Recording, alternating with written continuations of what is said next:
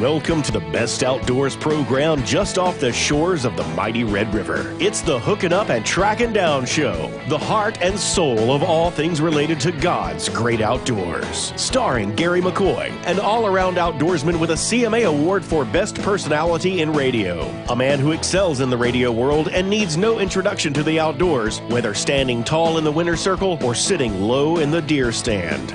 Mike Eccles, the boss tournament trail director and outstanding duck hunting guide with a wealth of outdoors knowledge who's not afraid to give his opinion with or without the facts. His years of bass tournament experience ensures that rules are followed and anglers are kept in check. And last but not least, Daiwa and Ranger Pro Steve Graff, a member of the Northwestern State University Hall of Fame with years of bass tournament experience who continues his pursuit of a double-digit bass and championship stringers. So let's jump on the front deck and make that first cast with the legendary minds of the great outdoors. Gary McCoy, Mike Eccles, and the one and only Steve Graff. Take it away, guys. We are hooking up and tracking down Gary McCoy along with the old Ranger Iowa Pro staffer Steve Graff. That's me. In the middle of the only guy in the room that hadn't caught a double-digit bass, according to that intro. That's exactly right. I have never caught. Well, I caught one. You caught one. I've caught 4 or 5. I've only caught one. All Cano? I caught one on Heartland 1010, 2 on Heartland 1010, and 3 on Caddo. I caught one in my own pond. I caught 2 that weighed 9. You know, we're bragging about that, but I know guys that have probably caught dozens. Oh, yeah. Well, I'm still proud of mine. No sense y'all brag about it. This segment brought to you by Steve Nichols and Specialty Track Co. And a shout-out to Steve Nichols and his story about Specialty Track Co. Last Thursday night, he was our guest at our big buck banquet at First Baptist Houghton, and he spoke about 15 minutes. And I'm going to tell you right now, what a testimony. I mean, that guy's just a great guy. He started Specialty Track Co. He and Jamie with like $2,000 in their pocket. Yeah. Mike was there. He did great. It was very, very humble. Yes. Very honest. Yeah. Before he started Specialty Track Co., he worked for me at about $8 an hour. Wow. So I know where Steve Nichols came from. Yeah. And I know where he's at now. Yeah. And it is a one of those stories you love to hear. Oh, yeah. That's less than y'all make on this show. We've been wanting to talk to you about that. Yeah, buddy. Also brought to you by Despino Jim South Tire and the Landing Restaurant of Natchitoches, Louisiana cuisine at its absolute best. And we've had a little technical difficulty today. I just want to get it out there.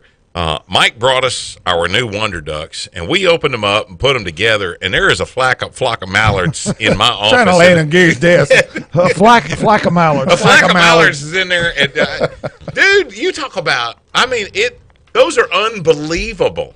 They are very good. I've been using mine during the worst teal season I've ever seen in my life. Yeah. And I've actually had teal light so close beside them that when the motor kicked back on, it threw water on the teal sitting beside them. Now, do you want to divulge your secret of what you're doing with your Wonder Duck? Yes, I'm getting mine, and I'm putting out 2 or 3 of them, and I'm spray painting them bright orange. That's what I recommend everybody around me do. Yeah. I thought they were bathtub toys for you.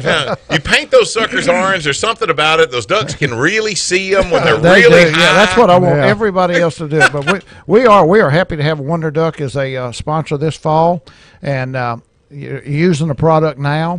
And like I said, the worst teal season I've ever seen in my life, but they work. I mean, you have problems with some of the motion ducks scaring ducks off. Yeah. Right, And this works so well, and it does what it's supposed to do. The decoy moves, the water moves. Yeah. The noise is not a problem. Some Really? Motor ducks are loud. Yeah. Right. No, I am 110% happy with what I've seen so far, and I want to thank Kathy and Cullen and all the guys over there, rest of the guys over there. Kathy's not a guy, but over at Wonder Duck for letting us be a part of their team and then being a part of ours. And you know, the coolest part is a lot of people don't realize this. Wonder Duck's in Marshall. I mean, Yeah, it's right down the here. road. Yes. I mean, it's not like if you were to have a problem, you've got to ship something off to go to Ontario. Right. You know, I mean, this is a local company. I mean, you could drive right there to the factory and say, hey. Yeah, and stay tuned. Next week, we're going to be doing a Wonder Duck giveaway on our Facebook page. Hey. So check it Now, out. when is the youth duck season? The weekend before regular duck season.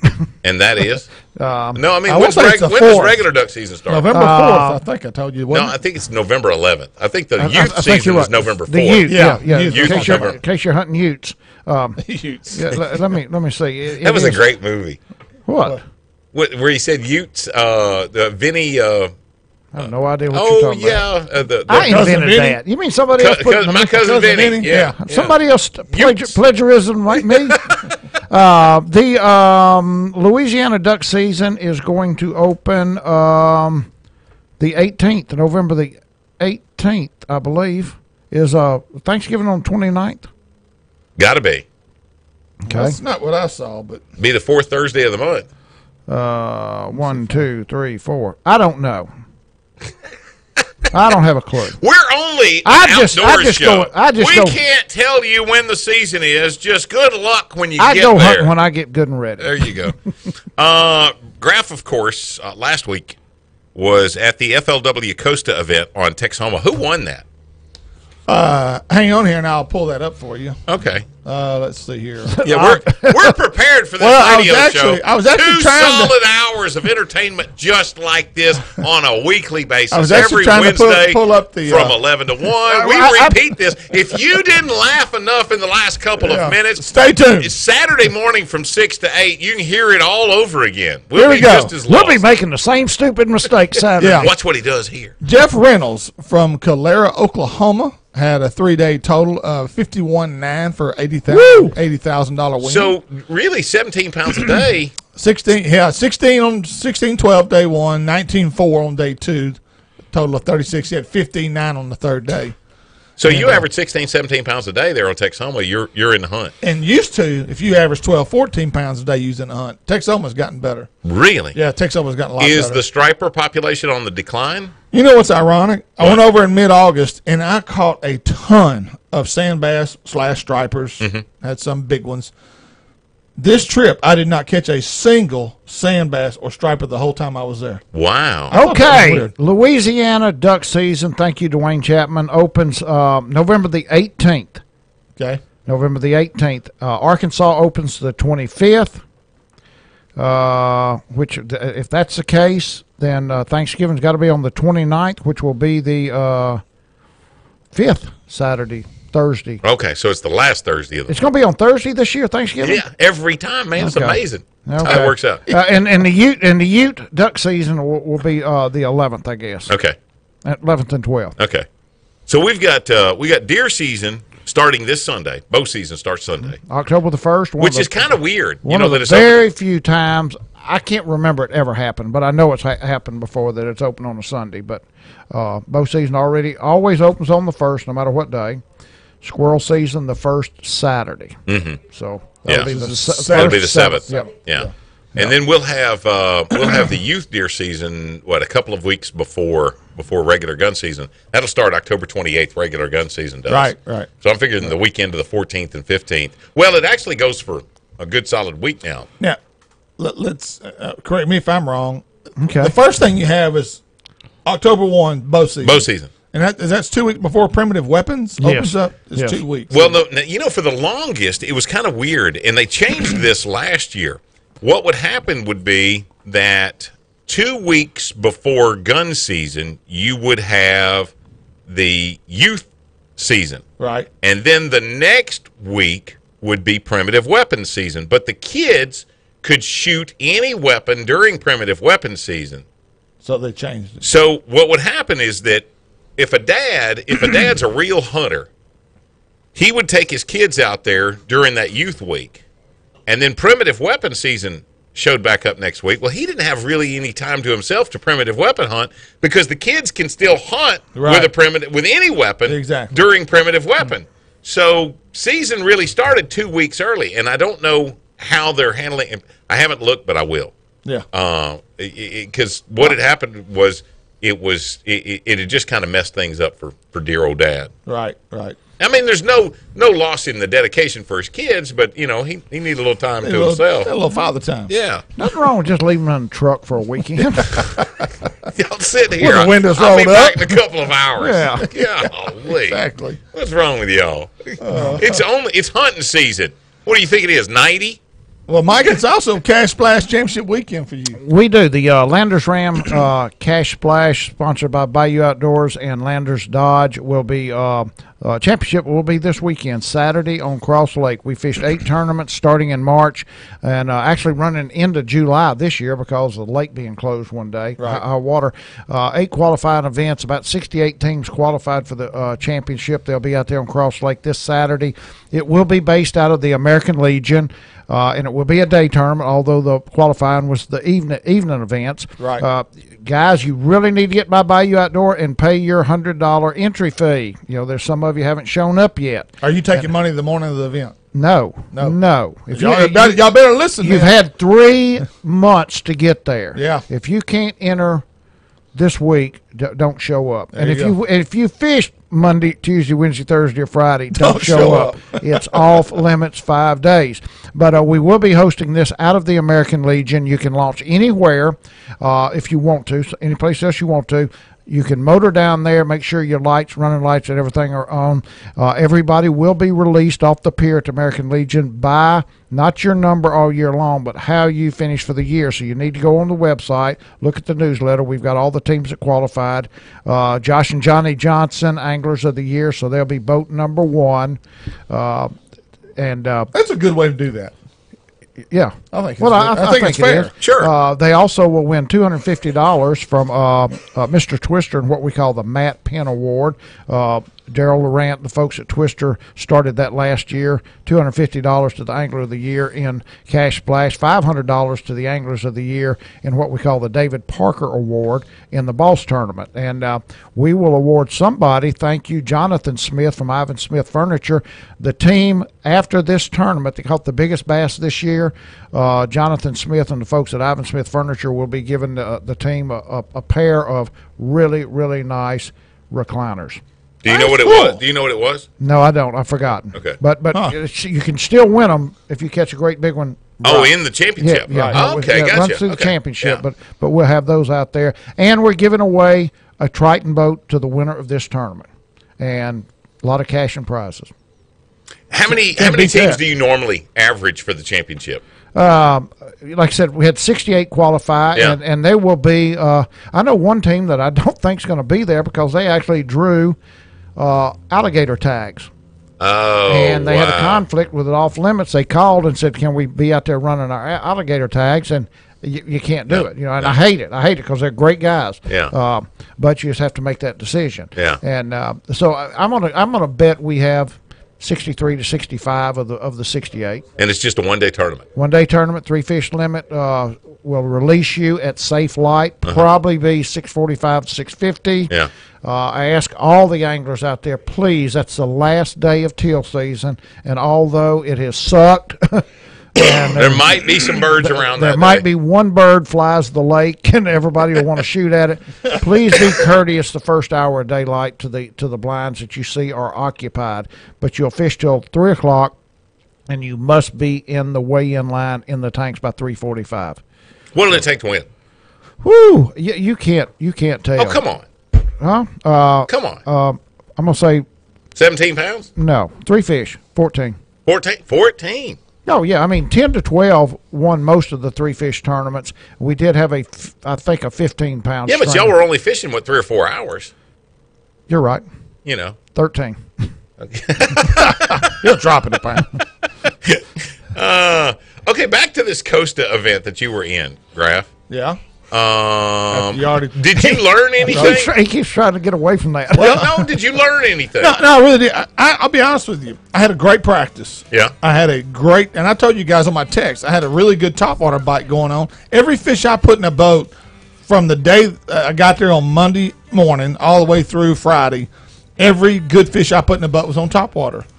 And had a great practice. Well, things were starting to change a little bit. Weather, I wouldn't say weather wasn't really a factor. The wind was definitely a factor. The one thing I learned about Texoma, you better be in the wind or you're not going to catch them, because that's where the guys that That's fall. with a lot of lakes, though. Well, Texoma's really I'm going to tell notorious you. for Now, it. wait a minute. I got to speak up. I got to speak up for the brains of this outfit. All right. Eccles and Talking I about were Jay? Eccles and I were on Caddo one day, and we had been catching fish. We caught a bunch of fish that day, Yeah. and we got into one spot where the water got a little bit slack. And Eccles says, "Let's move over there a little bit where there's a little more ripple on that water." Yeah. Because the bite had gotten real slow. Right. He said, "Let's move over there just a little bit," because the wind was coming through at a different spot. Yeah. We moved over there, and almost the minute we got there, we went right back to catching Yeah. fish again. Ripple's not what you wanted on Texoma. You wanted a- you you wanted wanted- 3-foot rollers. Yeah, that's where they You were want at. something to tear your trolling motor off I the front of the boat. guarantee you, son. And those guys fought that wind. 2 guys told me that that's exactly what they did, and that's where the fish were active. And on those rocky bluffs, there was a southeast wind the whole tournament. So And, did they catch them in the wind on a spinnerbait or a crankbait? crankbait and jerk baits? Yep. But early they caught some on topwater, big topwater baits. I'm throwing the small yellow magic. They're throwing the bigger baits. Sit tight. Bob Seeley is here in just a minute. He's going to help us wrap up everything on the Lake Fork Big Bass Splash. Also, he's getting ready for the Fall Shootout, which is going to be on Sam Rayburn, October 21st, 22nd. He is next, hooking up and tracking down. 11:30, the Tiger. Just a country boy, country boy.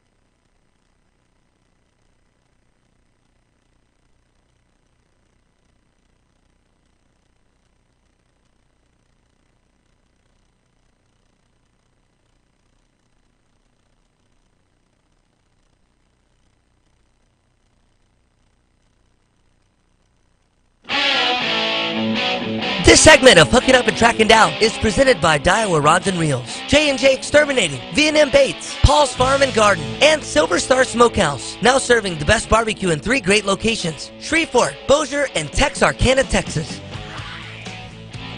We are hooking up and tracking down. It's Gary McCoy, the old mud hen Mike Eccles, and the Daiwa Ranger Pro Staffer Steve Graff. The best personal flotation device is the one you wear. That's why Mustang Survival wants you to choose a PFD that fits comfortably and is made for whatever water sport activity you engage in. From foam vests and automatic inflatable PFDs to float coats and bib pants, they offer a complete range of products to meet your marine and outdoor activity needs. To see the entire line of Mustang products, go to MustangSurvival.com. Mustang Survival, trusted, proven, and dependable. Have you tried those gloves yet? No, I hadn't had a chance to go fishing yet. I wore them all week last week. And loved them? Dude. That PFD, though, do they have a vaccine for that? I don't know. I was just wondering. I mean, it's not contagious. I'll tell you a story. Okay. I had a special cap made at Bass Pro. They'll do an individual cap with individual embroidery. Yeah. And I told him I want an HUTD on it. He said, "What disease is that?" I never heard of that one. It's not a venereal disease. It's a show. There's more truth to that than there is fiction. But anyway. Hopefully in a bit we'll get to talk to Bob Seeley and find out how things went on Lake Fork. Of course, he's getting ready for the big fall shootout. This one's brand new for him. October 21 to 22. I guess some numbers here we can go over real quick before we get Bob on. Day 1, they had 386 bass caught. Day 2, they had 352 caught. And day 3, of course, it goes down every day, 304. Total of 1,042 bass for a total weight. We got Bob. What? He's going to call. He's going to call. He's not on the phone, but he's going to call. I just know that he's going to call very soon. Yeah. Okay. I can little Kreskin in there is just, he's putting out the vibes. Bob Seeley, Well, you need to call. Okay. If he calls it. I've got a great feeling that he's going to call any second. Yeah, any second. Yep. Any It could second. be Bob Seeley right there on the phone. Could be him right now. See? Okay, and at 11:30, yeah, we're going to have Harrison Hopkins and Ryan Ante, who won the what's it called? FLWB. Yeah, FLW College Series. Collegiate The college event series. this weekend down on Red River, out of Red River South. Must have been a really, really tough day, but they pulled the win off with about 11.5 pounds, I believe. So we're going to have them at 11:30. Fantastic. Good deal. And they're actually going to be in the studio, not on the phone. They are. I've got that feeling. I got a premonition. Bob is on. I knew it. Bob's Bob's see, on. Bob, we were looking for you, brother. I'm here. We will track you down, Bob. Well, I know that right. I'll hook up. You can run, but you can't hide. Yeah, I'll hook up. When you're there on Lake Fork, I mean, is there ever a moment when you're surprised? It's like, oh my God, I didn't realize it was going to take this many fish to win. As the size of fish, or are you ever surprised? It's like, wow, I didn't realize that a fish that small would have won. Does that ever happen? Well, yeah, because you just never know at any event, whether it be Park or any other one. You just, of course, I was tickled to death when the 11-year-old kid, the last 20 minutes of the last hour on Sunday, brings in a 10.52, ends up in second place. Ruger Long from Boy, Texas. hey man, isn't that an awesome name, Ruger? I'm telling you, I thought the same thing. That's a cool name. Yeah. Ruger Long. That'll You be know, the only person in thousands of people in the crowd that were upset about that was the guy that was in second place 2 minutes before that. Ruger showed Everybody up. else thought it was a great You deal. know what? In actual reality, a bunch of those guys said, "Man, that couldn't have, you couldn't have orchestrated that any better." They were thrilled to death for the 11-year-old. Yeah. And let's face it, our kids are the future of our industry. So, Yeah. we gotta support them and give them all the all the support they need. Well, you had the top 3 places were all 10-pound fish. Bob. You had a 10.57, Ruger's 10.52, and in third place was a 10.38. And Right. First place And then got the Triton 19 TRX Mercury Ram truck, $7,000 cash money. Ruger had a payday himself. Oh, he got a Ram truck. He got a Triton boat and some cash as well. So yeah, he didn't do too bad. Yeah, buddy. Yeah. How old is he? How old was he? He was 11. 11 years old. And You he know, is his dad. He is his daddy's hero now. Yeah, exactly. If you only knew. You're right. He's his daddy's tax deduction. Well, no, let me tell you something, guys. If anybody ever needed to win, that family did.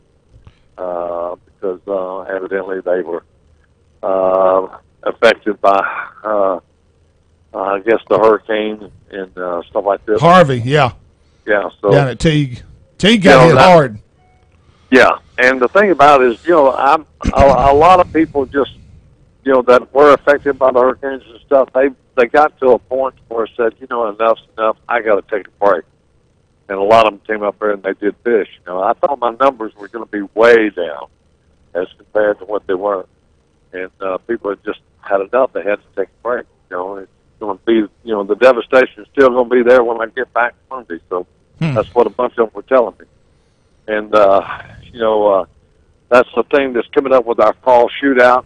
The 21st, 22nd at Rayburn. We've been benefiting the Ronald McDonald Houses and St. Jude's Children's Hospital, and we've had a long discussion with those entities and stuff. So we're going to raise some money for the relief fund at our fall shootout Wow. for families that were affected. A lot of our fishermen especially down in Port Arthur and Orange and Beaumont area and stuff like this. Now, Bob, is that in addition to your St. Jude's? You just kind of split that, or is it going to be a separate fundraiser? Actually, St. Jude is on. St. Jude and then said, "Hey, let's just give it all to them." Oh, great! That's great. Wow. So we talked with them first and all this, and they agreed. And the thing about it is we'll get some matching funds and stuff. But the other thing is that if anybody does want to still, just donate to St. Jude's stuff, the Ronald McDonald House, we will have a deal there at the site. They can certainly just do what they feel that they want to do. So it's pretty cool. I just want to make sure that a lot of our families, fishermen families, and stuff like this, get taken care of. We've done as much as you guys. I know that y'all reached out and stuff. My wife and daughter and I, we all had to put things together and water and supplies and clothing and stuff like this. We finally got it all distributed out to where we helped some people, but didn't help enough. So I said, well, let's just take the proceeds with this one and do it. So now, Bob, we went through the channel. This particular event, I mean, this is something fairly new. I mean, you started this, 2 years ago, this fall shootout thing? Yeah, this is our second year. It's a big bass splash, but we call it a fall shootout. And the twist is that we also have a separate division, and it's a pro division. We got some of the elite guys and stuff that'll be here to fish. Oh, that's and cool. They're going to do their own big bass tournament. Not competing against the amateurs. It's just that, they're going to have their own deal. I think we've got 15 of them. I could probably get some guys and start a dink division. If you want to do that, we can The probably smallest under. Yeah, smallest under. Yeah. Oh, That'd be the only tournament that you'd be a ringer. Hey, I guarantee you, I'm in the hunt for that, baby. Yeah, I hear you. Well, I did something one time. I said I'm gonna give a prize away to the smallest fish weighed in at Park. I won't ever do that again. Really? The fish that won it was caught on a popeye, and it was 3/4 the size of the popeye. I'm not kidding you, but you cannot believe how many fish were brought to the scales. I almost ran out of time. I was fixing to say, Bob, you start offering something for the smallest fish, you just about double the time of the weight. You're going to have to weigh every fish caught. Oh, yeah. So could you put a 12-inch minimum on it? Yeah. Oh, no, I'm not going to do it. Okay. Sounds like. Yeah, there we go. All right. Well, give us some of the info on Sam Rayburn. Are you going to have some off-site registration dates? Is it best to go online? We're going to be at Academy Sports and Outdoors in Lufkin and in Beaumont. Of course, it's online at SealyOutdoors.com. They can see it, or they can stop by Academy and pick up the official entry form. No, we've got 2 days set up, and I'm sorry, guys, I don't have the dates in front of me. October 21, 22. Well, that's the day of the tournament. I'm talking about the off-site registration. Okay, gotcha. And then, of course, on the 20th, Friday, is the big registration day there as well.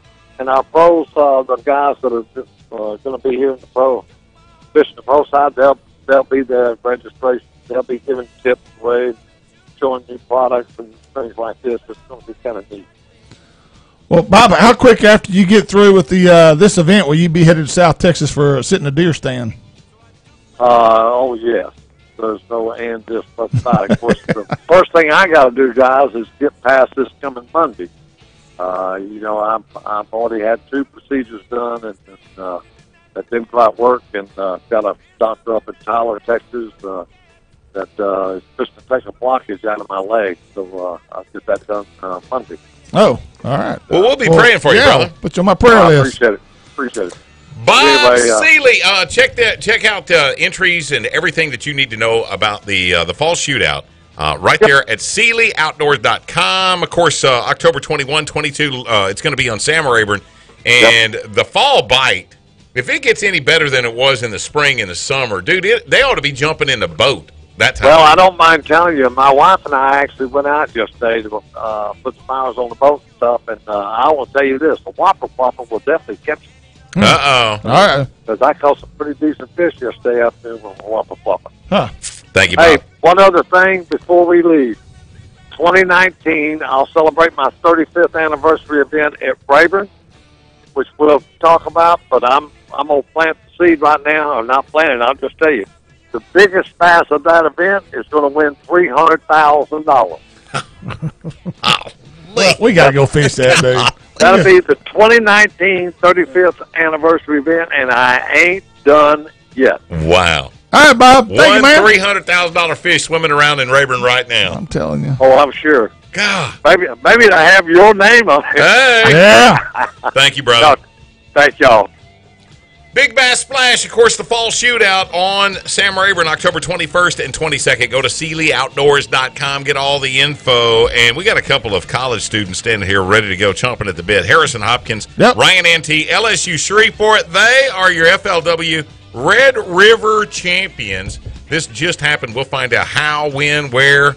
Well, we know they weren't fishing anywhere where Graf fishes. But could have been same spot. I had 11.5 pounds. There we go. There you go. That's next. Hook it up and track it down 11:30 to the Tiger.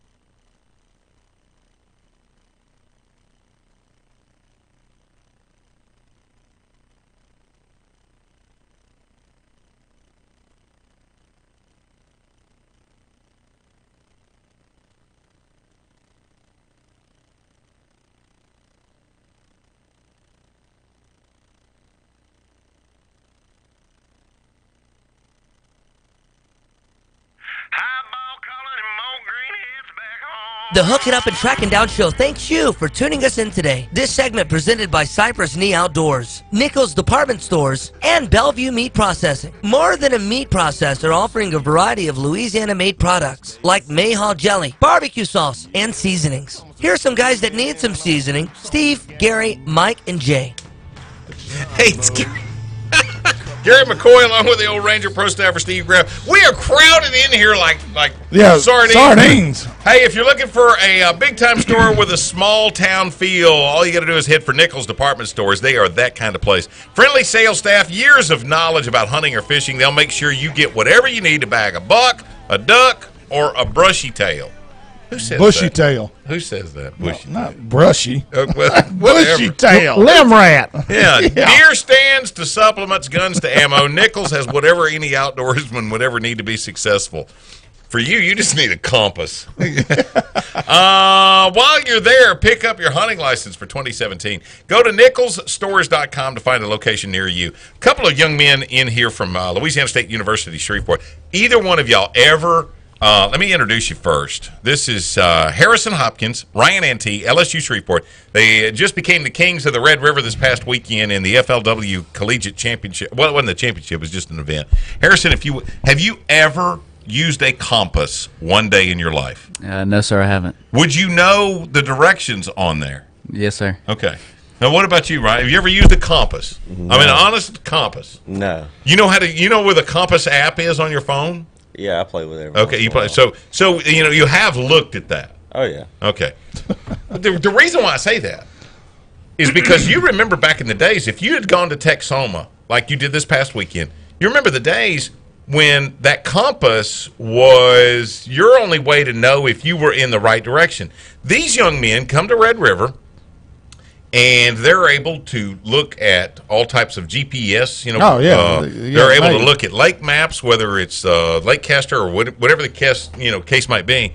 And you guys, because of modern technology, y'all are able to identify potential fish holding places so much faster than us old guys that, do you think that gives you an advantage, Harrison? Do you think that gives you an advantage over some of us older anglers, is the fact that y'all are so much more accustomed to today's technology? Now, before Harrison answers, I've got to stop. Jay, we're going to have to back up. Everything's got to back up 30 minutes. Jeff Pate just said he missed the first 30 minutes of the show. So we got to start over? Start over. Okay. Yes, All right, Jeff. Welcome Yes, to Jeff, the for best you we will. outdoors program. Just kidding.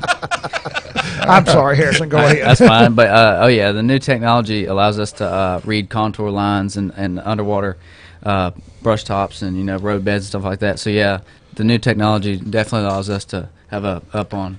I had never thought about that till you said it, that the GPS may have eliminated the compass. Oh, without a doubt. I never thought about that. I mean, now, Ryan, whenever you sit down and you start preparing for this tournament, like you guys were there on the Red River, you got to know a little bit about fish, where they're potentially going to be. You got to know a little bit about structure, because all fish are going to be on some type of structure, not necessarily cover, but structure. So when you're sitting down, do you think you spend more time preparing for that tournament indoors or in the garage sitting in the boat than you actually do out on the water flipping, pitching, throwing, whatever? I wish that was the case, but we put in a lot of hours on the water in about 2 or 3 weeks before the tournament. Yeah. We fish there a lot. We know what they like. We know what they eat. Yeah. But it took us forever to find them. And Really? I can say this from experience, as much as I have fished the river over the years, the river's different. You don't, even your GPS and your mapping systems aren't like it is for Toledo Bend or Sam Rayburn. It's a totally different deal, isn't it? It's not like you can just go out there and say, oh, that looks like a really good spot right there. It's different mapping systems on the river than you have on normal lakes. So experience on the water is your key to Red River. Okay, Harrison, give us a play-by-play. I mean, it starts off that morning, and you guys are zipping down the river. First stop. No, they didn't zip nowhere. Well, I'm gonna talk about before the tournament even started. Okay. We haven't caught a fish before 9 o'clock all week long. Wow. In practice. Yeah. And one of our teammates, Jared Rasco, had said that he had been catching them on a black buzzbait early in the morning. Yeah. And it kind of clicked, in my mind. So Ryan tied on a black buzzbait, and his first couple casts, he had a 3-pounder blow up on it, and it missed it. Well, next couple casts, he caught another one, and so now is this in practice or this morning of the this tournament? is the morning of the tournament. Okay, so, gotcha. So yeah, the morning of the tournament, he ties on the buzzbait and catches 3 real quick like that. So I was like, "You got another buzzbait?" Because Mama didn't raise no fool. that's the only thing they're biting right now. So Graf will tell you, you ain't got to tell me to eat peanut butter. No. So, but yeah, once he caught those and the sun got up, they just quit biting topwater completely, and so we just started flipping.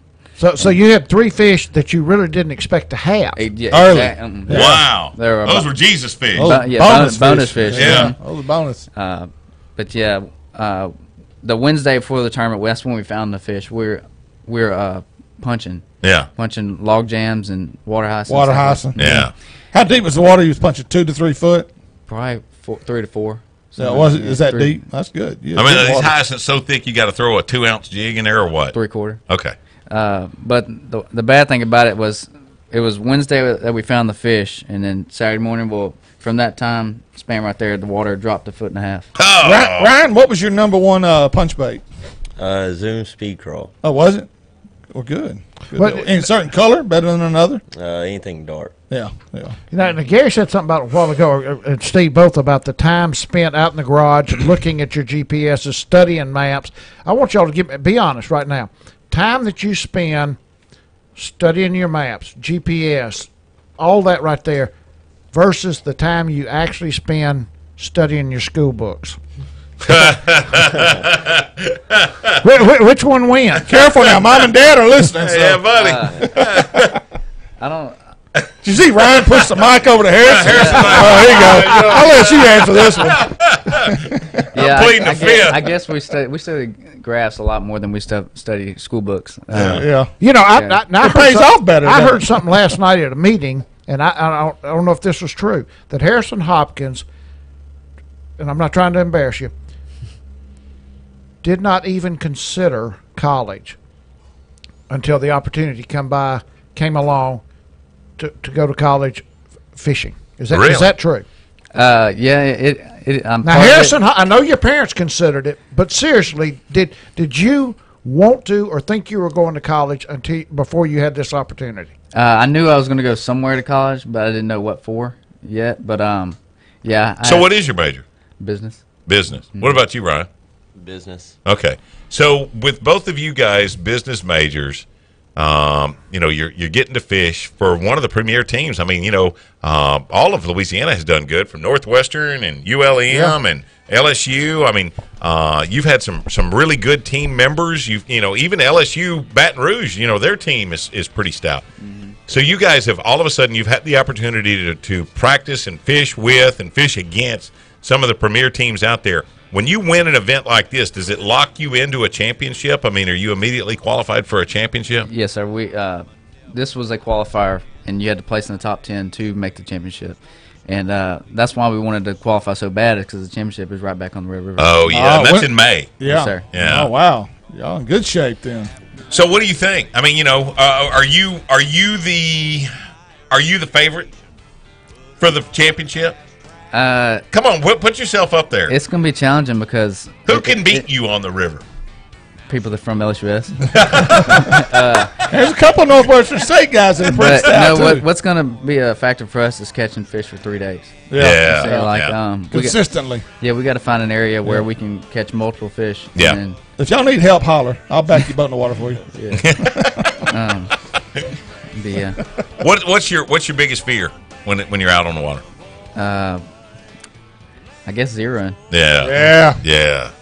God. Never done that before. How do you handle it, Graf? My biggest fear is the fish bite and I can't put them in the boat.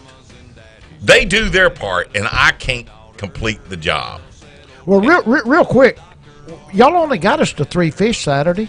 Yeah. I mean, Yeah, that's right. real quick, what happened the rest of the day? Once he What do those 3 weigh? Just ballpark? almost 3, 2.5, almost 3 pounds. Okay, so you got 3 1-pounders. They're in the boat. No, like Oh. 2.5 to 9 pounds and 3. Okay, so you got 9 pounds of close, fish. yeah, close Okay. to 9 pounds. Okay. Yeah. So that was our kicker fish, Well, once the sun got up, we started punching, and I flipped in there and set the hook on like a 2.5, and it hit the side of the boat and popped the hook out its mouth. Oh. So that was a good one we lost. Where was your net man? Well, when we're punching, it's so quick. You don't have time. That's true. Yeah. You don't have time to get the net. So fixed my bait, flipped right back in there, and luckily got a pounder out of it. And then, once they stopped biting, the punch bite just died for some reason. So I guess since the water dropped so much, Yeah. they pushed out of the mat. And talk about that real quick, because I know, like I said, I've got a lot of experience with it. When they drop that river, it don't matter which pool it is, it affects what goes on in that pool, doesn't Definitely. it? It can shut them down. Yeah, it also, water depth has a lot to do with like the water temperature. Yeah. So if there's like shallow water, makes that water temp shoot up. Right. So especially under those water hyacinths. Yep. So yeah, we thought they moved out to a stump field in front of the water hyacinth, so we started flipping speed crawl and stuff like that. Yeah, good move there. And we caught some smaller fish doing that, but it wasn't. Do you have a limit at this point? No, they got 4, 3-1. I'm just wondering. He said they caught some smaller fish. I didn't know if they had 12 inchers. We caught some shorts. Okay. But then we started throwing a wacky rig because the bite just died. Yeah. And I caught another 12.5 incher to fill our limit. Yeah. So Ryan, what's your number one technique? What do you like to do? What do you feel comfortable doing? I'll flip all day long. Really? That's Louisiana. That's what we do best here. Yeah. Hey, I'll tell you what. You guys sit tight. We're going to play a couple of commercials and pay some bills around here, but we're going to finish things up with you here in just a sec. We are hooking up and tracking down 11:30 the Tiger.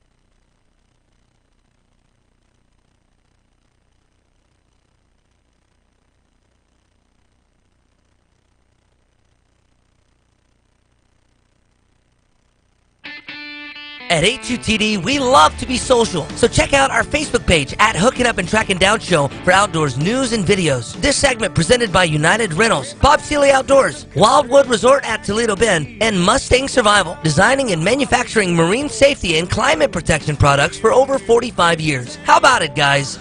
Today, so many products we use are made overseas, costing Americans jobs and income. But there's one company that's making product right here in Louisiana, K2 Coolers, a real company that makes a real cooler at a real affordable price. Say goodbye to high-dollar coolers and hello to K2. Whether you hunt, fish, camp, or tailgate, K2 Coolers has what you need, large or small. To see K2 Cooler lineup, go to Paul's Farm and Garden, one of our other sponsors right here off North Market in Shreveport, or go to K2Coolers.com. In the studio with us today, they just won one of the qualifying events for the FLW, the College Series, the Red River champions, if you will, Harrison Hopkins, Ryan Ante of LSU Shreveport. How many guys are on the LSU Shreveport? Ryan, I'm going to fire this one. How many guys are on the LSU Shreveport team? Right about 10. 10 guys. Are all 10 potential winners at any point? I mean, at any point, even any given body of water, these guys could win it. Yeah, they could. We're all pretty solid. Okay. Any other names that we know? Jerry Rasco, JB Kimbrough. Okay, I think we've had Jared on before. JB did. He did good. He's an airline boy, isn't he? Airline. He finished second in the Holy Angels, wasn't it? Second in Holy Benton High Angels. School. I think so. Yeah. Yeah. He's an old Benton High boy. I was his partner. Oh, What's were that? You I was and his Jay. partner for Holy Angels. Okay, yeah. Then y'all finished up second in that tournament. Those were good looking fish. Not as big as Matt's, but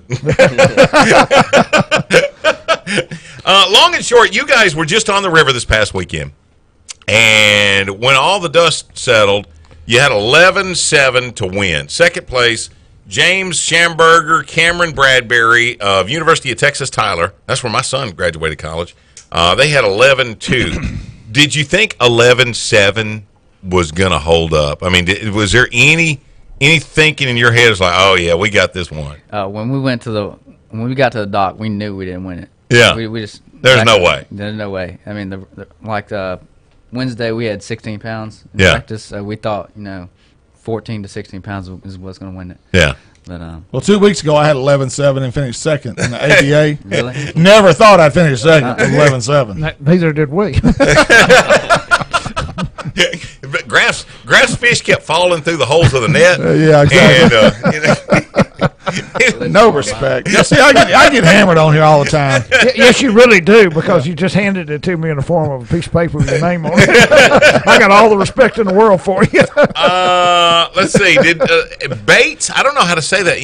Bates Enmeyer, Dexter Flick from Oklahoma State University. They finished up third. Kobe Payton and Blaze Weimer, also from Oklahoma State University. I wonder if they were sharing fish. Well, I want to ask you a question. Those two teams finishing back-to-back, how often do you guys, LSUS team guys, get together and say, hey, this is what we're doing? I know when you go off, it's a lot more – locally you probably don't share as much, do you? But when you go off to, say, Texoma or Arkansas River, so I bet you get together a little bit and compare notes, don't you? Well, that's how the Boat US tournament is. That's how the Boat US tournament at Dardanelle this past spring was. It was a four-man team with 6 fish. So you can get to call back and forth to your teams and tell them how you're catching them and doing that. That's a pretty cool format. Mm-hmm. So Now- it's important that your team members, the other guys, catch them. Yeah. We can only weigh in 3 fish, but they're the other half of our of our Right. weight. And Well, you know what? You brought up a really good point. In that, like Oklahoma State came into town. I'll bet because they don't live right here on Red River, they were sharing information. there ain't no doubt. Now, because you're living right here on Red River, you're not going to tell your guys squat. Yeah, exactly. That's what Right? I'm saying. Now we're going to try to keep Yeah. best of ourselves. But if y'all were in Oklahoma, Yeah, you're more apt to get together. you'll tell them, hey, here's what's happening. If you don't, you need to, because I'm telling you, guys that win on the elite level, they have little parties, little guys all get together and say, hey, what are you doing? And they sell Tupperware, and they shave their legs, and they wear these little bitty short socks. I don't understand that part. No, but that is important, especially when you're all from the same school. I mean, it is a team, and you all want to look good. So, but anyway, just keep that in the back of your mind. Don't lose your friends. Okay, biggest competition around here. Is it Northwestern? Is it ULM? Is it LSU? one of the Arkansas teams? Is it Oklahoma? You know, who do you, when LSUS is showing up? Who are you thinking? You know what? We got to beat them. Good. I mean, it's really hard to say. Every tournament we go to, I can guarantee you 2 or 3 teams in the top 10 are going to be from LSU, ULM, or LSUS. Really? It's almost guaranteed. Wow. Is it because you're just that much better, or is it because you have that much better information? It's just everybody that I know that fishes for those colleges. Everybody puts in the time. Yeah. Everybody has they have a hard work ethic. Yeah. They know what to look for. Yeah. That's the key. Work ethic. That is the key. Well, congratulations, guys. Again, it's Harrison Hopkins, Ryan Ante, LSU Shreveport, just won the Red River, qualified for the championship, which is back here in May on the Red River. And are there any other LSU Shreveport teams that have qualified for that? Yes, sir. JP Kimbrough and Jerry Rasco. Okay. Did they qualify on the Red this time, or did they qualify at another event? They qualified on Sam Rayburn in the spring. Okay, fantastic. But you got They another. finished 25th in this Any event. more tournaments coming up? Somebody can qualify. Yes, sir. There's a tournament in what, 2 weeks? 2 weeks on Fort Gibson Okay. in Oklahoma. Okay. Well, hats off to y'all, and I say this every time: the high school and the collegiate. Hats off to your parents. An adult can decide to go fishing and fish tournaments. The high school, especially, they can't do it without the support of their parents, and it takes more support from them for fishing than it does for kids that play baseball, football, or anything like that, because they have to be with them. So the parents that do this for the kids, you know, I just admire the fool out of it. That's not all true, though. I got to ask my wife to go. So Thanks, guys. It's We reading you wear appreciate those y'all. short socks. Hey, we are hooking up, tracking down 11:30. The Tiger. She took me to a doctor.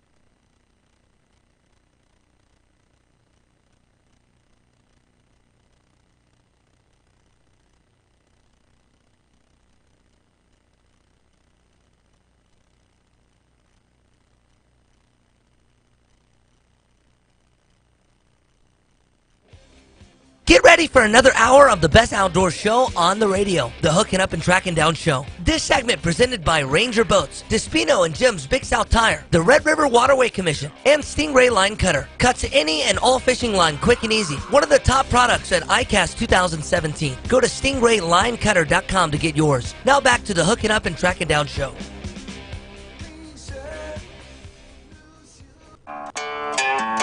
From Mexico to Louisiana, the Red River down to the Laguna Madre, Texas is one big playground.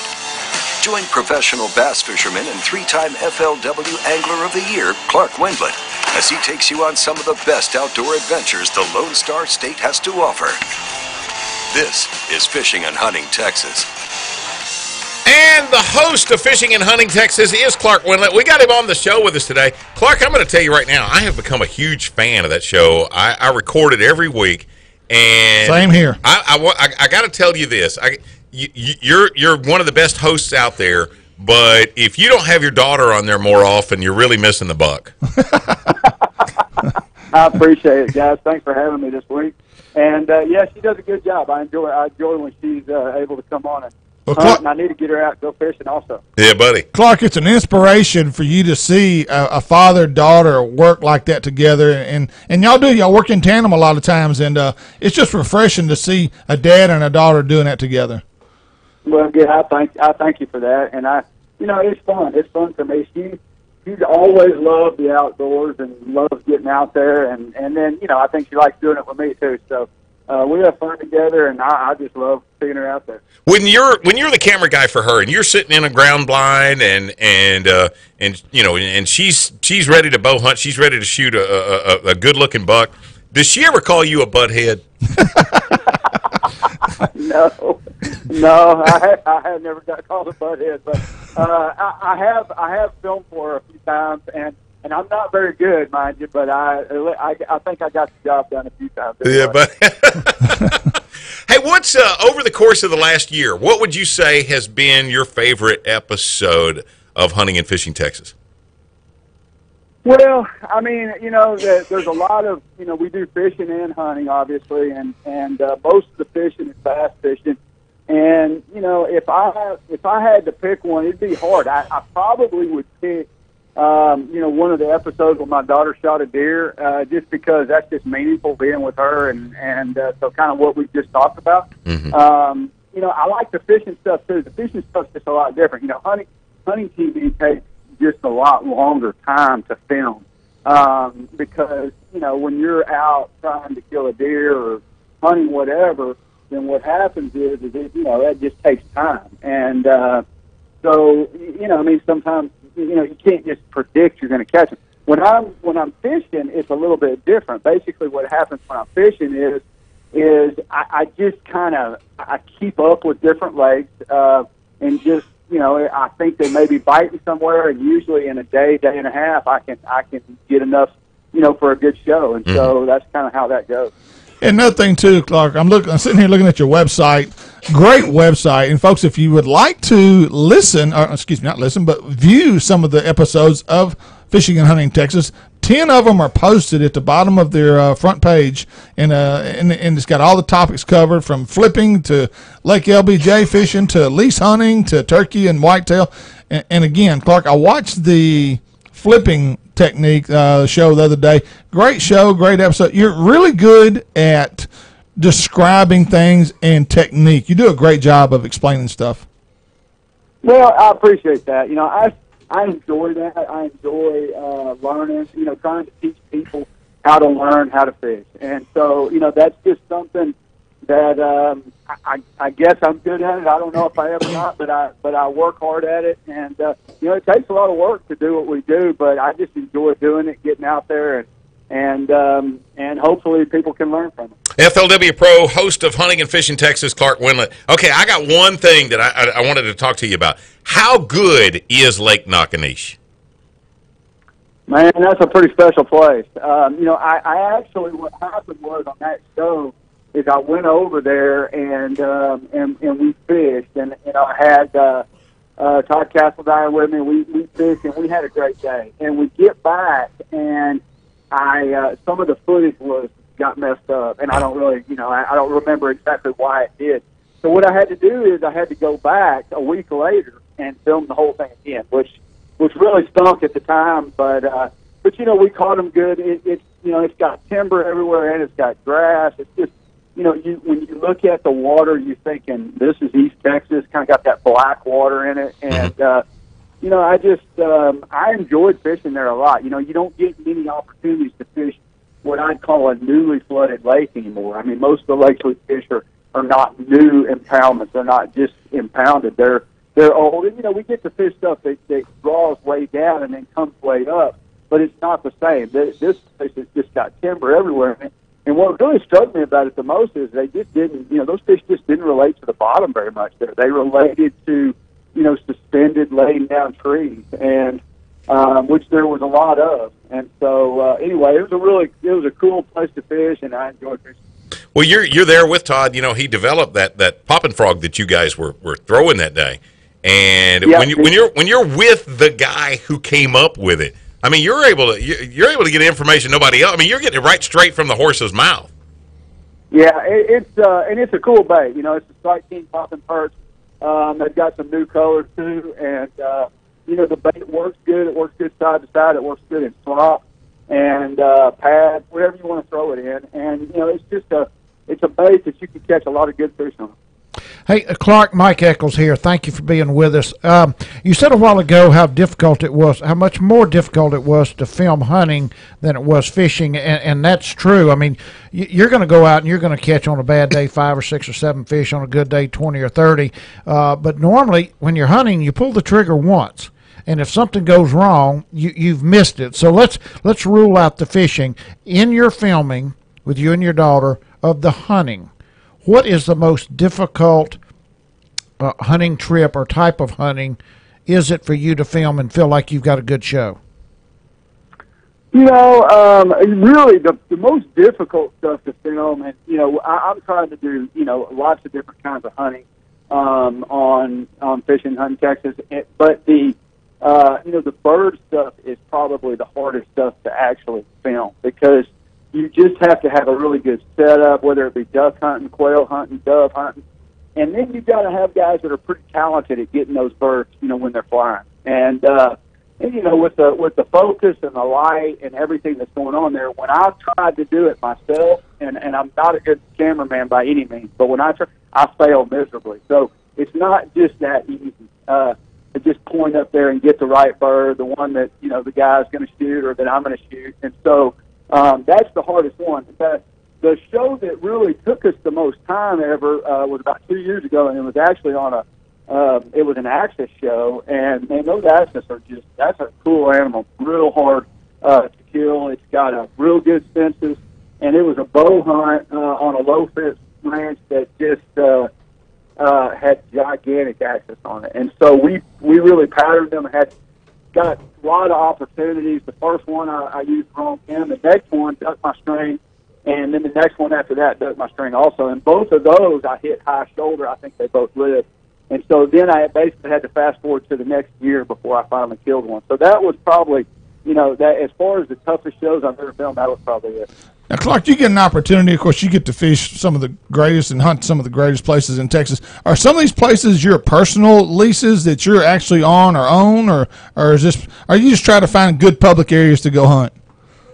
Well, I hunt public ground some of the time, but a lot of times, I just lease, or I'll find cool hunts. I got a hunt planned for this year. It's going to be a mule deer hunt out in West Texas, and I've never mule deer hunted in my life, so and we're hunting a 235,000 acre ranch. So wow, it's just whatever opportunity comes along.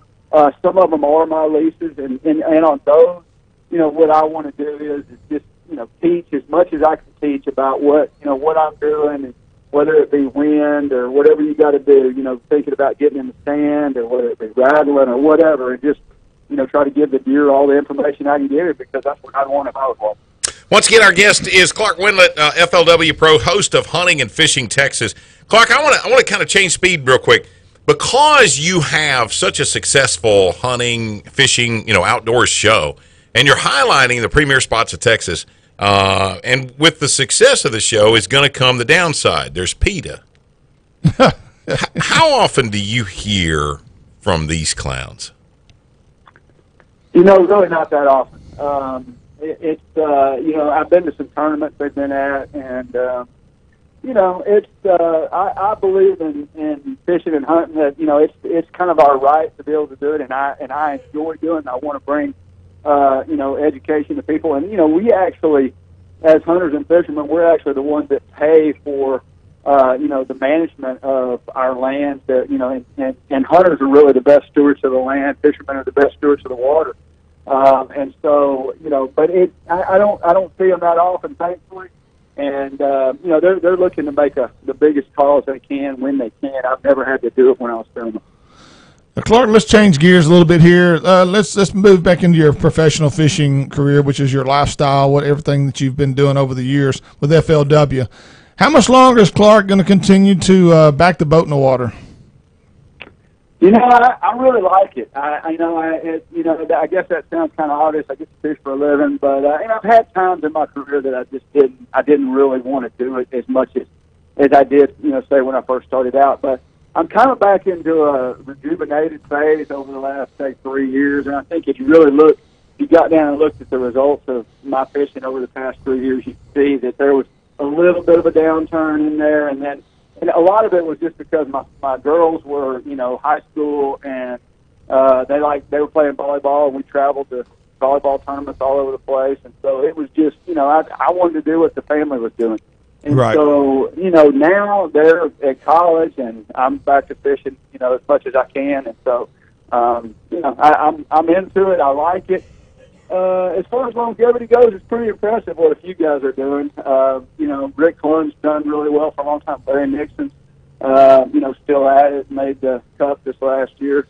And, I would think, I'm 51, I would think I got at least 10 more years.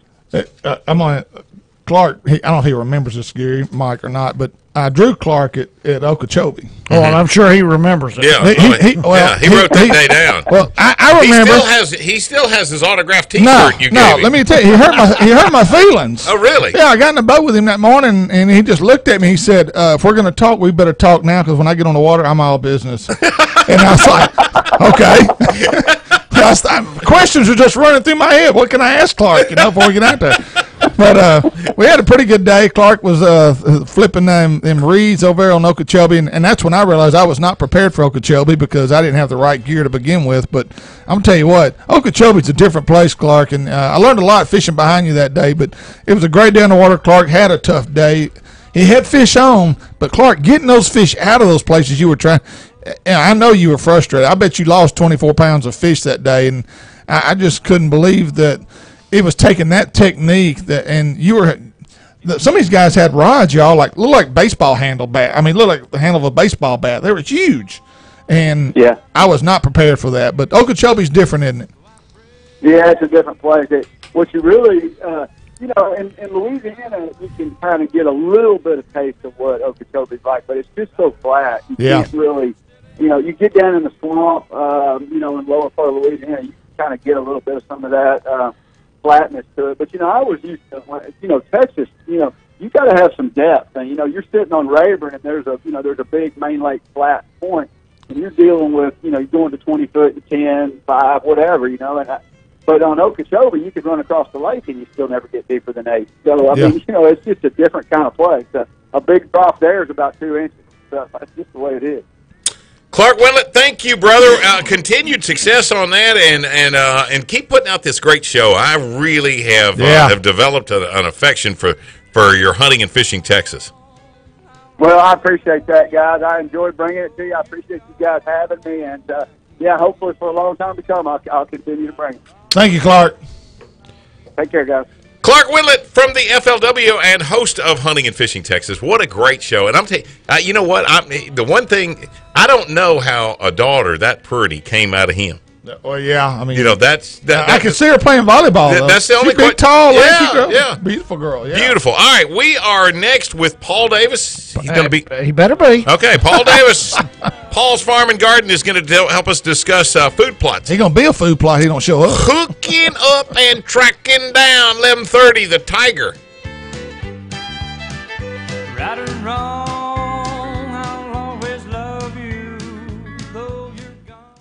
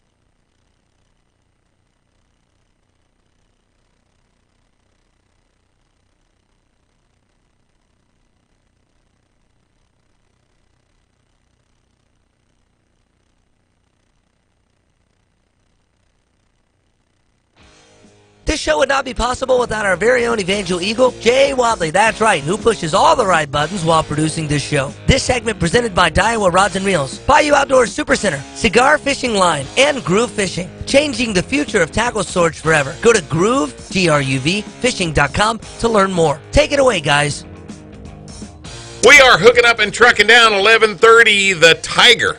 Have you seen our new website? Well, check it out. HUTDshow.com is a great source for all things related to the great outdoors, including local weather, recipes, calendar of events, and the latest blog. Also, check out our HUTD video tips, reviewing products and situations that will help make you a better outdoorsman. You can watch one of our latest shows by going to our video archives and catch up on whatever you missed on today's show. Go to HUTDshow.com to see more. That's HUTDshow.com, the best resource for outdoors news and information. So, Jaybird, did Paul Davis call us or not? Yep. He's on the phone? He's on. Paul Davis from Paul's Farm and Garden is on the phone. And, Paul Davis, I understand that if I come over there right now and I get some of those buck forage oats from you, here in about 6 weeks, deer the size of elephants are going to be walking over trying to push me out of my deer stand. Is that the truth? You say buck or buck? The babies will. The babies will. Yes. Every time.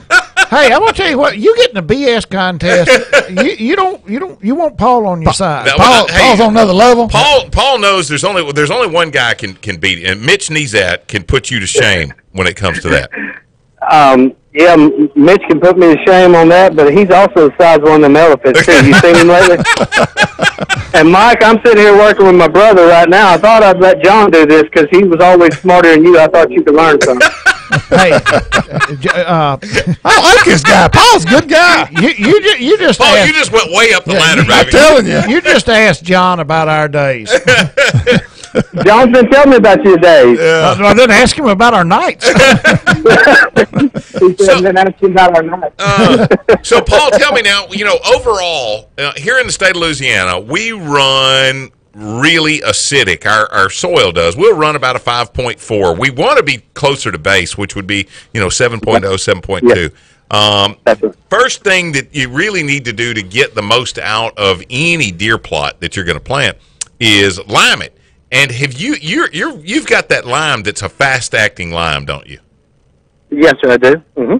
And we've also got a soluble lime. Comes in a 25-pound bag. This is new this year, and it's probably the best thing I've seen. You mix a bag with 25 gallons of water or whatever you need to spray on an acre, and 25 pounds of this is equivalent to a ton of lime per acre. Wow. So I think it's a great deal. Is that something you can put on after you've planted? Yeah. Or is it? Yeah. Wow. Before, after, better before. Yeah, but I mean, I've already planted, so I mean, help me out here. How long will it take for that to actually change? Mike, what you planted 2 years ago probably is not really relevant here. What I planted 2 years ago, I'm smoking this year. That's about right. Hey, how long will it be before you see an actual change in that pH? Probably, it depends on the amount of rainfall. Yeah. It's part of it, but average amount of rainfall, 30 days on this fast acting stuff. Mm-hmm. Some of the other granulars, whatnot, it could be up to 6 months. Mm-hmm. So the sooner you do it, the better. A lot of people, when they're really on top of it, try to lime it in the spring to try to have it ready for the fall. You bet. But by no means would you not do it now. You do it now because it needs it, Right. whenever. A lot of people don't understand that in order for that plant to get the full effects of the nutrients that the fertilizer offers, the pH has got to get right, because otherwise that plant just doesn't get the benefit of that fertilizer. And you can fertilize the tar out of it, but if you don't get the pH right, the plant's never going to see its full potential. And you'll see some guys' food plots that deer will walk past to get to another one, and rest assured that's probably why.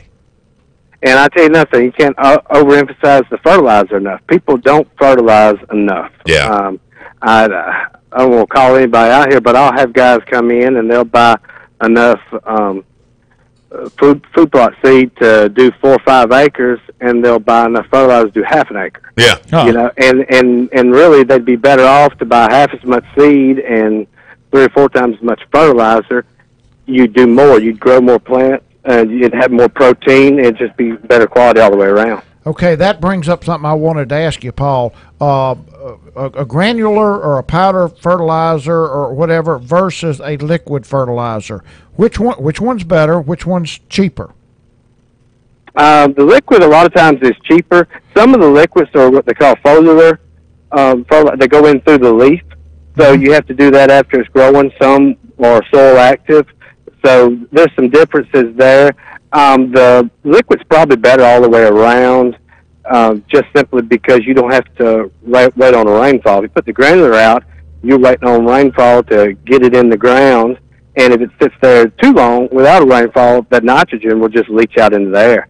So you've got to time your granular fertilizer to get the full effect of it. But if you don't have a spray rig comparable to putting out a liquid, it knocks a lot of people out of the boat there, because just something with a wand it'll do it, but it's really not sufficient. You really need some kind of a boom where you can put it out in an even coverage. Yeah. Okay, we're at that time of the year when we're really looking for not a plot to just maintain the health of a deer herd. We're looking for an attractant plot. Anything new this year that you're like, man, that has got to be the cat's meow there? No, I wish I could say there was. We had a new one last year, and we had it this year too, but sad to say it's already run out. They've run out of seed to mix it with, and the only thing special with it had barley in it and some triticale, and that you don't see every day.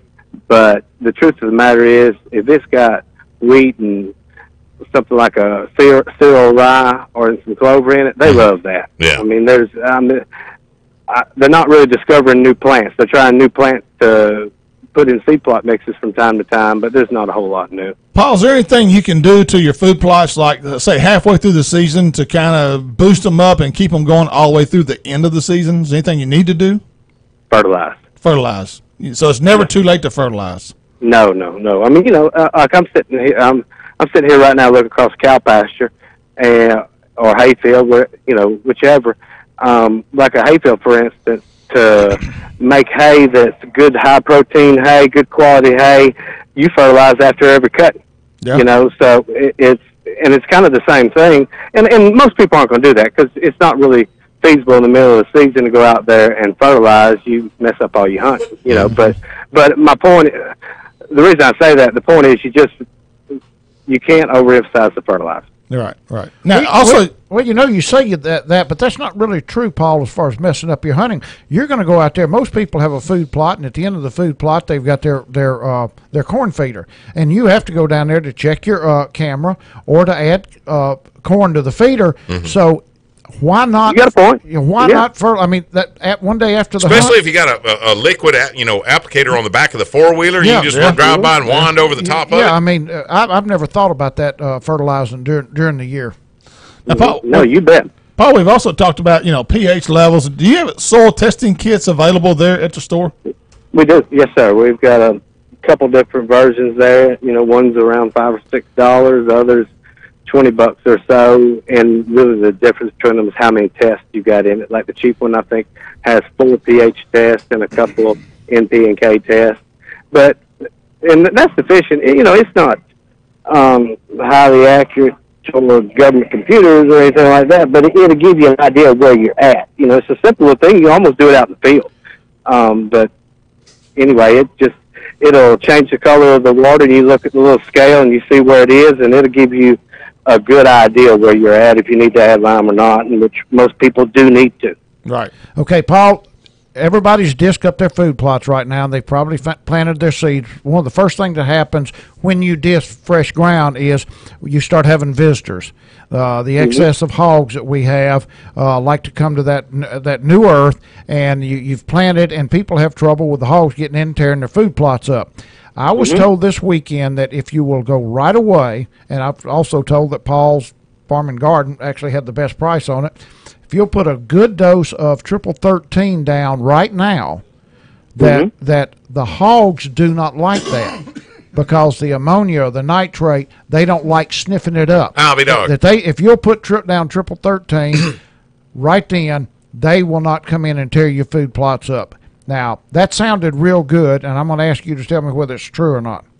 I don't know. I'd love to lie to you and seem real smart, but no matter what I do, I don't seem smart. Mike does it all the time. but I don't know. That makes sense. Yeah. I couldn't argue with it. I could see that. Now, if I were going to do that, if it's the nitrogen, I'd do some ammonium nitrate. Yeah. Something like that. That's a higher dose. Something they don't like getting up in their snot hose, so they're not going to come in there and root around. Huh. I've always known you knew more about pigs than anybody, so I would get that from you. I'll tell you. I mean, we're talking about. Paul, you got to be a regular on the show. We got to come get you every week. We got to have a new segment. Yeah. Dog and I'm not even letting my brother talk. Where do I put John on? Hey. I'm glad somebody else getting dog sized me. I on tell it. you what, dude, you tell your brother to get on because I got as much on him as he does me. Yeah, but he doesn't have to worry about a license. You do. Hey, Paul, do some people put up some barriers around, to keep hogs out other than like what Mike just talked about? Is there some things you can do to protect your food plot? Dynamite. Well, dynamite. Yeah. How many people Right. do the little electric fence stuff? Do you got guys that do that?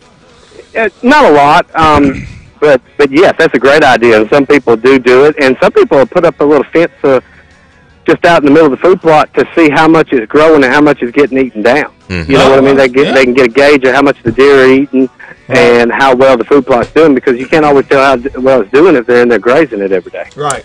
Paul, you are the man. What about last thing? Corn price this year. Is corn high, low, middle, average, what? Average for what it's been the last several years. Okay. It's not especially high, thank God. Yeah. But it's not as cheap as what we used to see it. Yeah. How many I don't people know have if we'll see switched? those days. How many people have switched over to rice bran rather than corn? Everybody uses some rice bran, I believe, but they still use more corn. Yeah. But I mean, we sell a lot of rice bran. Yeah. It's unbelievable. What about protein pellets? Is there still a big movement on that? It starts to slow down this time of If the you'll year. eat enough of them, you'll have a big movement. Like two ding dongs in a coat, baby. Paul Davis, thank you, brother. Yes, sir. I gotta Thank get y'all. you off of here before we all go to jail. All right. Y'all have a good afternoon. Thank you, Paul. Paul Davis, Paul's Farm and Garden. Go by and see him. Whether you need corn, you need the one and done feeder, Or some dirt on Mike Eccles. or yes, if you just want to get an earful on Eccles, I'd go hang out at Paul's for a while. We are hooking up and tracking down 11:30 the Tiger.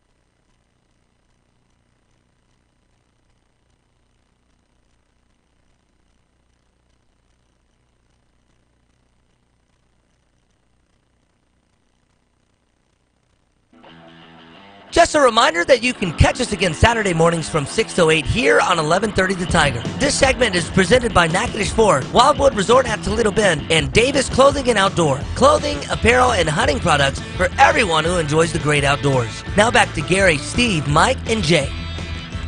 Hey, if you've not been to Davis Clothing and Outdoor, you've completely missed the boat, my friend. BJ and Lee Davis have taken outdoor apparel to another level with an awesome selection of outerwear for the hunter, the fisherman, the golfer, and the working man. Brands like Drake and Hook, Cutter and Buck to Dickies. Davis Clothing and Outdoor has it all. So go see their awesome staff and make sure to check out the entire selection of guns and ammo. Go to davisclothingandoutdoor.com to learn more. Davis Clothing and Outdoor, taking the outdoor apparel to another level. Here's your V&M Baits best times to fish. This Friday is rated as poor, with Saturday and Sunday rated as fair. There's a 0% chance of rain this weekend as the front pushes through and temperatures drop into the mid-80s with the lows in the lower 60s. There will be half a moon this weekend as it's on the increase from 55 to 75%.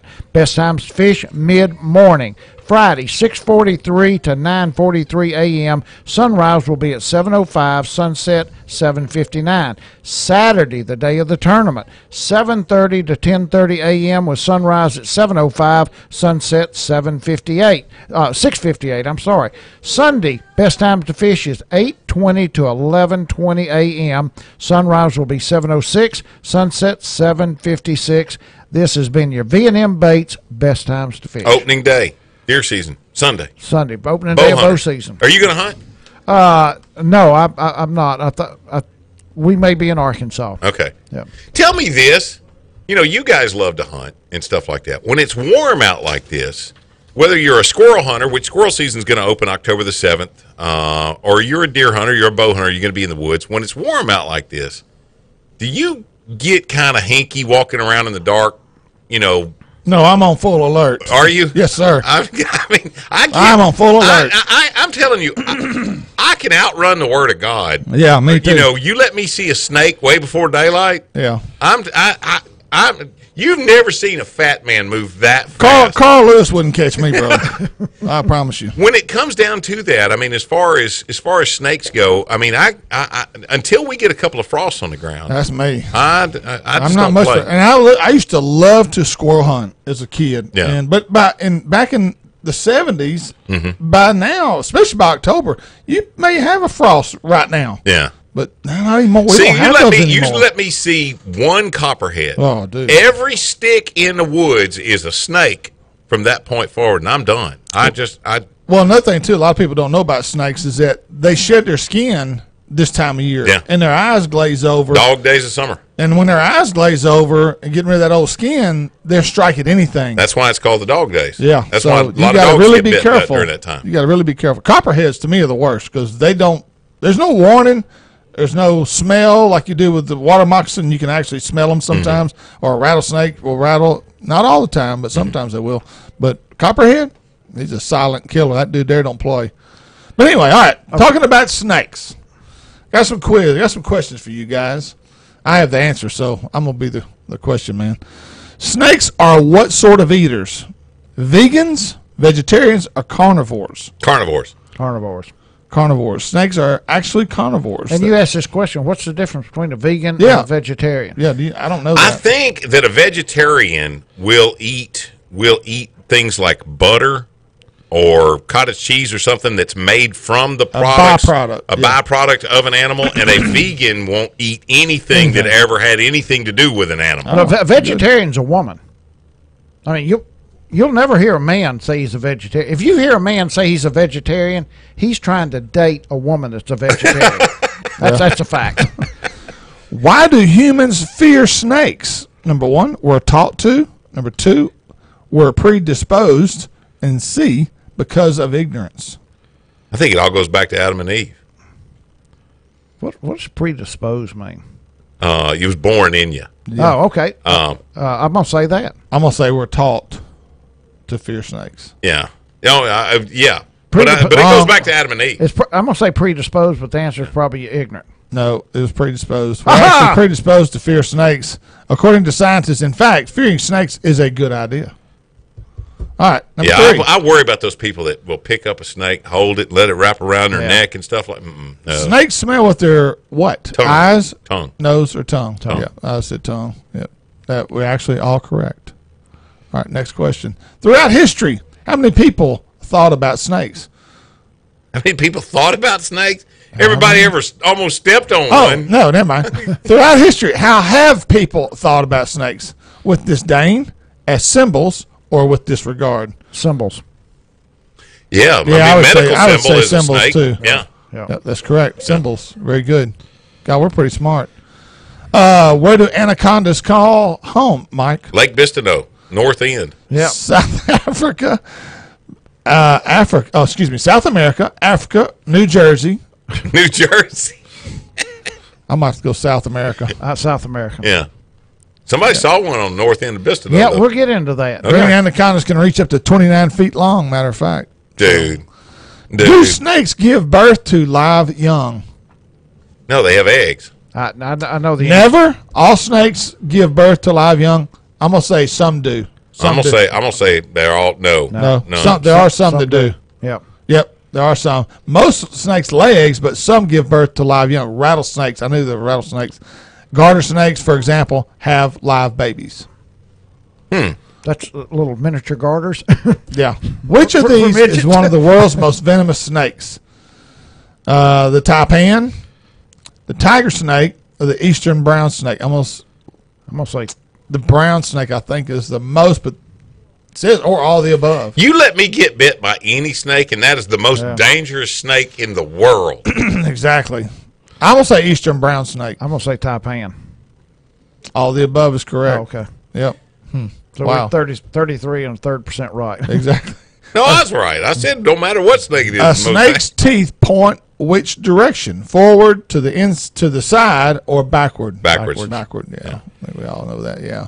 I don't know why they call them teeth instead of well, I know because Not all of them have fangs. coral snakes have teeth. Yeah.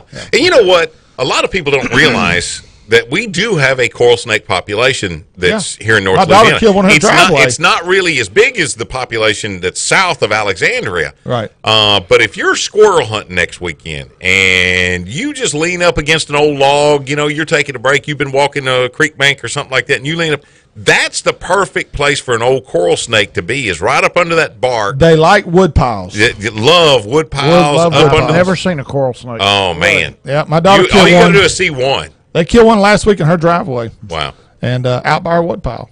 What's the old red on black make you jump back? Red Red on yellow The kill red a and fella. yellow touches. Yeah, Red between on yellow, kill a fellow. Yeah. On average, snakes usually live how many years? 1 to 2, 4 to 25. Depends on if one of us saw him first. Yeah, exactly. 50 to 100. I'm going to say 4 to 25. There you go. Yes. 4 to 25. Yeah, that's correct. You knew it wasn't 1 to 2. It's not a dove. All right. Do snakes blink? Yes. Once No. a week? No. No, but I'm going to say no. That's correct. No. they don't have eyelids. Yep. Next question. Number 11. Snakes are covered in what? Feathers, scales, or gills? Well, that's a tough question. Oh, my God. Well, That could be. If I step on it, he's going to be covered with brown stinky stuff. We're just going to pass that one up. If we don't get that one right, we don't need to be doing this. Which are the longest snakes in the world? Pythons, anacondas, or rattlesnakes? Anaconda. I don't Anaconda. Know. I don't know. Anaconda's longer I'll than say python. pythons just to be different. Okay. I was correct. Pythons are the longest snakes in the world. They grow up to 28 feet long. Well, you just said a little while ago that an anaconda gets up to 29 feet long. 24. No, You said 29. Well, I'm just telling what it Yeah, I just heard said. 29, okay? Yeah. Well, Thank you very much. We're I running was a just- clean ship Yeah. here. I was, All right? hey, I'm just reading off the sheet here, boys. A decapitated head of a snake can still do what? Kill you. Talk, think, or bite? Bite you. Yep. Make you produce that stinky brown stuff. Bite, without a doubt. I've heard stories, guys, where a guy's run over a venomous snake, Yeah. and the fangs got hung in a tire. I've heard that same And story. and Yeah. they get poison from the Yeah. fangs, and, Yeah. and I'm like, come on, man, Yeah. give me a break. Where do snakes not reside? Ireland, Iceland, New Zealand, or all the above? Iceland. All of the above. I would say all the above too. We're right, Mike. Gary's wrong. Okay. All right. Do you think that's the last time I'll be wrong today? Do you think those guys would be wearing skirts if they had snakes that could bite them? Exactly. In Ireland? What do snakes use to ward off predators? That's Scotland. I'm sorry. What do snakes use to ward off predators? Spray, spit, or poop? Poop. I think it's poop. Yeah. I know that one. Really? Yep, poop. Huh. I think that's the reason cottonmouth smells more often. I thought we already asked this He's question. got loose bowels. What's the world's most venomous snake? The taipan, the brown snake? Yeah, you already had that. Garden snake. Oh, the garden snake is in there now. Need a break. I say brown snake. Okay, that's all we need to know about snakes this week. We are hooking up, tracking down 11:30. The Tiger.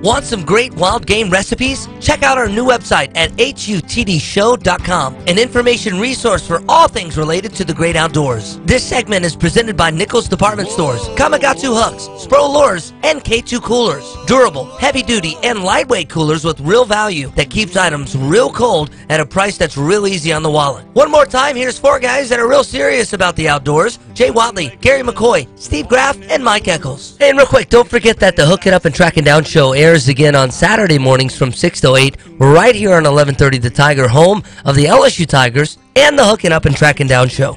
Do you keep your Red Bulls in your K2 cooler? Mm-hmm. Yeah. Yeah. Ain't nothing else in there, is there? Some Coronas are in there.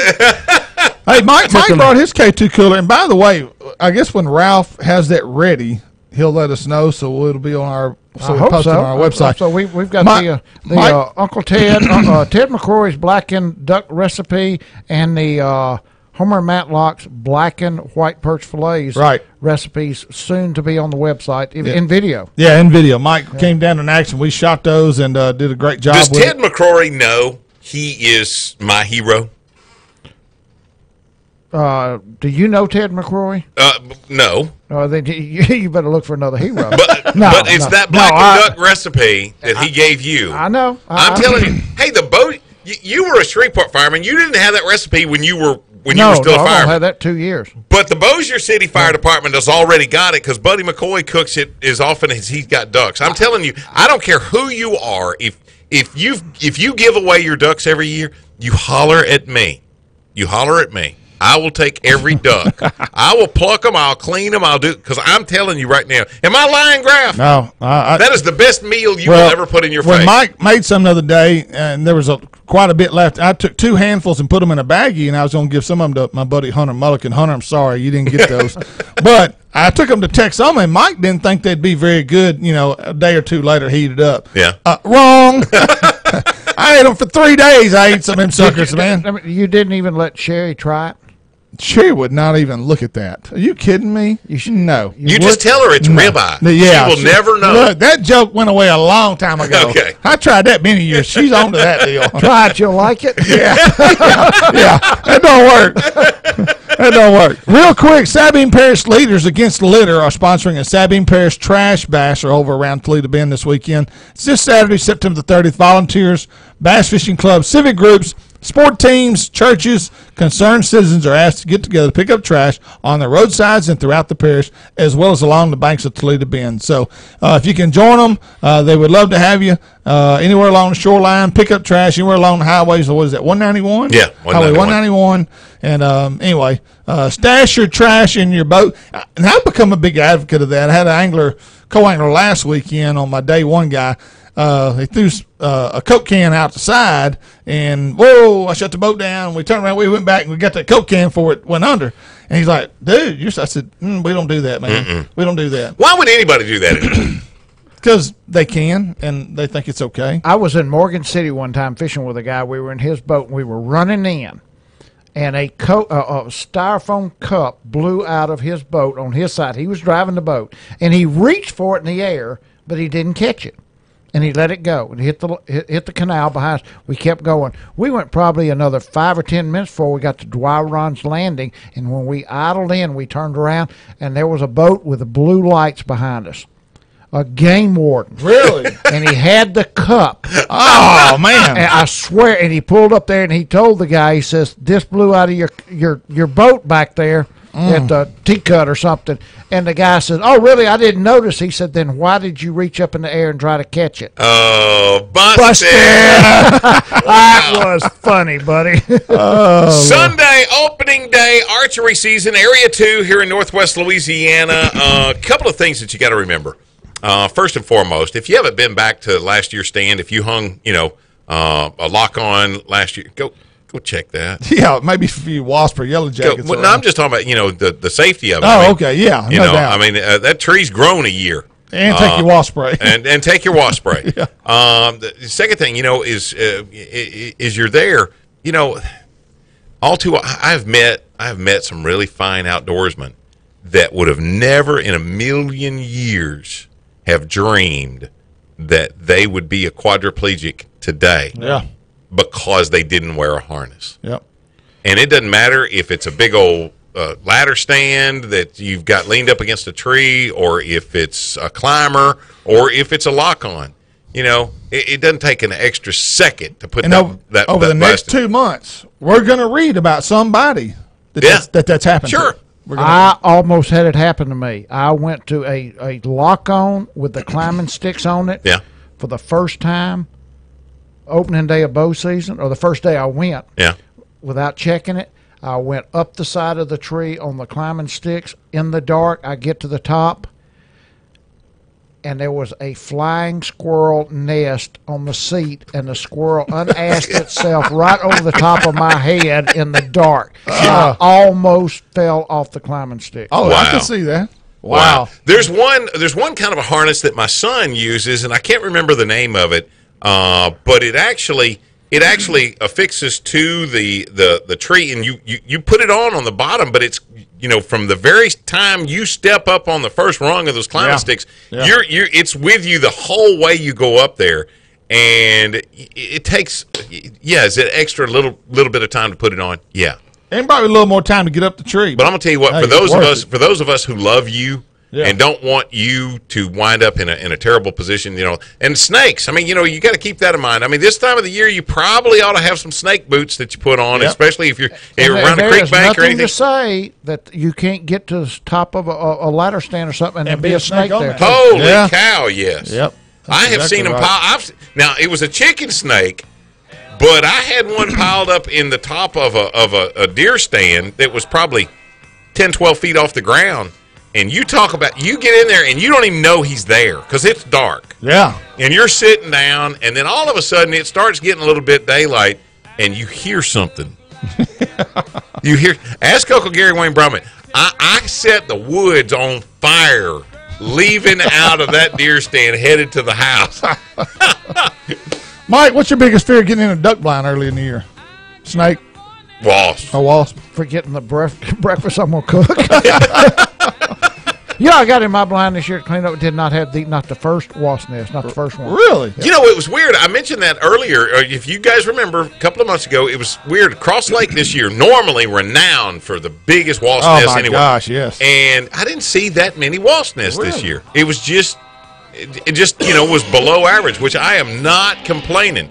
We are hooking up and tracking down. Time to wrap it up. Here's this week's final word. Today's quote comes from Frank Lloyd Wright. Study nature, love nature, stay close to nature, and it will never fail you. End of quote. As outdoorsmen, we must preserve and manage what we have. Every day, a little bit of our woods and waterways are destroyed, either naturally or by man himself. Whether it's in our piney woods or our coastal region, it's up to all of us to protect it so that the future generations can enjoy and reap the benefits of God's wonderful creation. For Mike Eccles, Gary McCoy, Jay Wiley, yours truly, Steve Graff, thank you for listening. Tune in next week right here on 1130 The Tiger for more Hooking Up and Tracking Down.